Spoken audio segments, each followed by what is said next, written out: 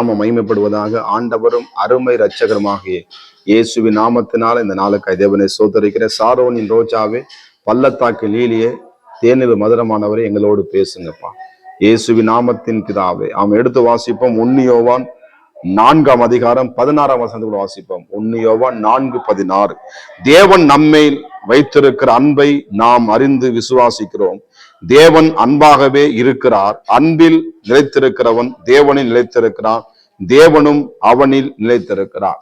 ஆண்டவருடைய அன்பு தன்னுடைய ஒரே பேரான குமாரனாக இயேசு கிறிஸ்துவை உலகத்துக்கு அனுப்பி இவ்வளவாய் நம்மேல் அன்பு கூர்ந்த தேவன், சொல்லி மாத்திரமல்ல செய்து காமித்த தேவன், உலக ரட்சகர். உலகத்தில் அண்ட சராசரங்களையும் நம்ம சுவாசிக்கிற காத்து, நம்ம கொடுக்கிற எல்லாமே, நம்ம சாப்பிட்ற உணவுல இருந்து எல்லாமே தேவன் கொடுத்தது.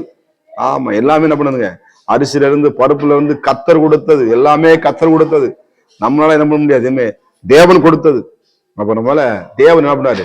அன்பாகவே இருக்கிறார். சொல்ல நிலைத்திருக்கிற அனுபவம் இதுல நம்ம தேவனுக்குள்ள என்ன பண்ணுவோம்? அவன் சில பேர் என்ன பண்ணுவான்? பாவத்துல என்ன பண்ணுவாங்க? வெளியே வராதபடி அதுலயே நிலைச்சிருப்பாங்க. சில தேவையில்லாத காரியத்தை என்ன பண்ணுவாங்க? நிலைச்சிருப்பாங்க. பிசாசை என்ன பண்ணுவான்? நிலைச்சு வைக்க பண்ணுவான். ஆனா ஆண்டோட பிள்ளை என்ன பண்ணுவான்? அதுல இருந்து பாவத்தை மறைக்கிறவன் வாழ்வடைய முடியும். அதை விட்டு விடுகிறவனோ இரக்கம் பெறுவான்.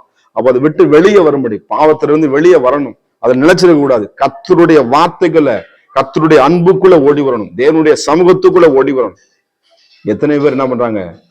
தேவனுடைய வசனத்துக்கு நிலைத்திருக்கிறாங்க. எத்தனை பேர் தேவனுடைய வசனத்துக்கு நிலைத்திருக்காங்க? உலகத்தோடு என்ன பண்றாங்க? நிலைத்திருக்கிறாங்க. அது நிலைத்துதான் பலன் கொடுக்க முடியாது. திராட்சை செடியோடு இருந்தா தான் என்ன பண்ணுவோம்? நல்ல பலனை கொடுக்கும். அப்ப நம்ம பலன் கொடுக்க விரும்பணுமா?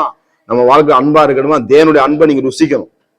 ஆண்டு என்ன பண்ண? ஆண்டுடைய அன்பு ஒரு கால ஒழியாது. எல்லா அன்பு ஒளிந்து போகும். குடும்பத்துல இருக்க எல்லா அன்பும் அது நாளுக்கு நாள் என்ன பண்ணும். ஆனா தேவனுடைய அன்பு அது ஒரு காலம் மாறாது. ஏன்னா நீங்க அந்த அன்புலேயே வளர்ந்தீங்கன்னா நீங்க எல்லாருடைய அன்பா பேசுவீங்க, எங்களோட அன்பா இருப்பீங்க, அன்பா நேசிப்பீங்க. கர்த்தருக்கு மகிமை உண்டாது. வெறுப்பையும் எரிச்சலையும் கோபத்தை கொண்டு வருது அது சத்துரு. அது இடம் கொடுக்காதீங்க. அன்பு சகலத்தையும் தாங்கும், சகலத்தையும் சகிக்கும். அன்புக்கு பொறாமை இல்லை. அன்பால வார்த்தை என்ன பண்ணுவோம்? உங்க எலும்புகள் நொறுங்கும். ஒருவேளை ஆண்டவர் நம்ம சிச்சிக்கிறாலாம் எதுக்கு தெரியுமா? நம்ம நல்லா இருக்கணும் நம்ம சிச்சிக்கிறார். ஆண்டவர் அடிக்க மாட்டோம். அப்ப அன்பா இருக்க அன்பா பிறம்பை கையால் அவன் தன் மகனை பகைக்கிறான். உங்க பிள்ளை நல்லா வரணுமா? உங்களை அன்பு செலுத்துறீங்களா? நல்லது. ஆனா கண்டிக்க செய்யணும். அப்பதான் நீங்க என்ன பண்றீங்க? அன்பா இருக்கிறீங்க உங்க பிள்ளைங்க மேல. உங்க கணவன் தப்புனா அதை கண்டிக்கணும். மனைவி தப்புனா கண்டிக்கணும். பிள்ளைக்கு தப்புனா கண்டிக்கணும். கண்டிப்படவுனா அது என்ன பண்ணும்? அந்த பிள்ளை சரியான விதத்துல வளரும். சாமுவேல் கர்த்தருடைய சந்நிதியில வளர்ந்தான். கர்த்தர் அவனோடு பேசினார். தேவனுக்குள் நிலைத்திருக்கிறான். அவன் சொல்றான், யாருக்காக செஞ்சினா கேளுங்க. நான் சொல்றான், நான் எல்லாத்தையும் என்ன பண்றேன்? எல்லா ஜனக்கு முன்னா என்ன பண்றான்? நான் தேவனுக்கு இப்படி பரிசுத்தமா வாழ்ந்தேன், உண்மையா வாழ்ந்தேன், யார்கிட்ட பரிமாணத்துல வாங்கல. என்ன பண்றான்? தன்னுடைய சாட்சி திறந்தோசமா காணிவே சொல்றான். ஆண்டவருக்குள்ள நிலைத்திருக்கிற அனுபவம். தேவனுடைய சத்தத்தை கேட்டுக்கிட்டே இருந்தான். சாமுவேலே என்று பேசுகிற ஆண்டவர் உங்களை பேர் சொல்லி அழைப்பார். எப்ப? தேவனுடைய அன்பு உங்களை கட்டி இழுக்கும் போது. அந்த அன்பு என்ன?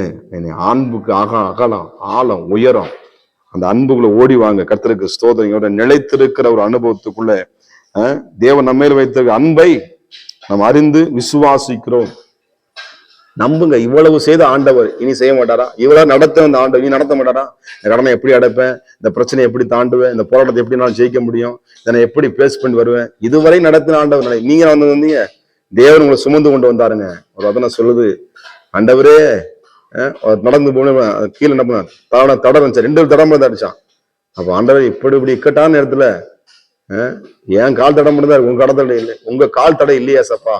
அப்ப ஆண்டவர் சொன்னாராம், இல்ல மகனே, உன்னால நடக்க முடியல, அதனால உன்னை தூக்கி சுமந்து வந்தேன். அது உன்னுடைய கால் தடம் அல்ல, என்னுடைய கால் தடம். நமக்காக சிலுவை மரத்துல தொங்கின ஆண்டவர், நமக்காக பாடுகளை அனுபவித்தவர், நமக்காக கைகளில் ஆணிகள் அடிக்கப்பட்ட இயேசு நம்மேல் அன்பை விளங்க பண்ணினா, நம்மளை சுமந்து வந்த கர்த்தர் இனியும் உங்களை சுமப்பா. தேவனுடைய அன்பை விட்டு வெளியே போயிடாதீங்க. உலகத்துல அன்பு உங்களை ஏமாத்தும். அந்த ஒரு போல இடம் கொடுக்காதீங்க. தேவனுடைய அன்பு நிலைத்திருங்க. கர்த்தர் உங்களை ஆசுவது, உங்க ஆசுவது உங்கள் நிலைத்திருக்கும். தாவீது ராஜ்யபாரத்தை கர்த்தர் நிலைக்க பண்ணினான். உங்களையும் உங்கள் பிள்ளைகளையும் வர்த்திக்க பண்ணுவார். பரிசுத்தம் கிருபை நிறைந்த நல்ல தகப்பன், நம்முடைய அன்புக்குள்ளே வார்த்தைகளை நிலைத்திருக்க உதவி செய்வீரார். இயேசுவின் நாமத்தின் பிதாவே, ஆமென். God bless you. கர்த்தர் உங்களை ஆசீர்வதிப்பாராக.